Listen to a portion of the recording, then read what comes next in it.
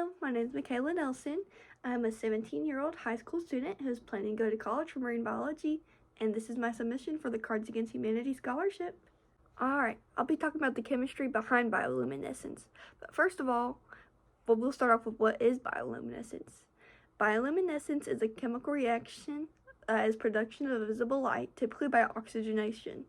The light that it gives off is a blue, violet, or blue-green light. Bioluminescence is typically found in the marine ecosystem in the water, or can be found in creatures or on the shore.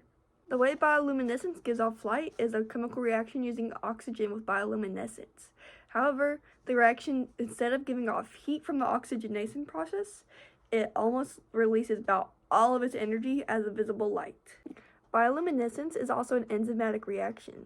The enzyme speeds up the chemical reaction by helping a substrate react, and the substrate in the enzyme is reused in the reaction instead of being transformed to a different molecule. So bioluminescence can be created again and again and again as long as both the materials are present, which I'll be getting onto later.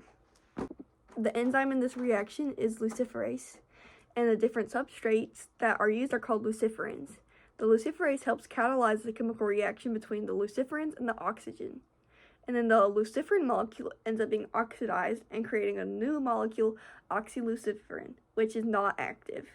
After the reaction, the luciferase will be recycled, which means, like I said, can be continually reused and reused to produce light of the bioluminescence.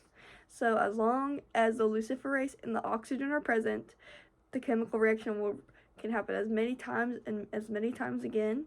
It can take place in an organism or in the water. Because bioluminescence can take place in creatures, there have been bioluminescent creatures spotted on the deep sea floor sometimes by scientists.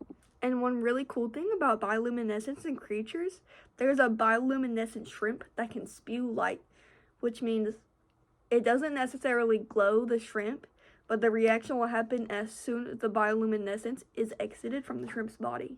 Anyways, that will be all about bioluminescence today. It's a very cool chemical reaction. Very interesting, and I'll be linking my source at the end of the video. Thank you very much.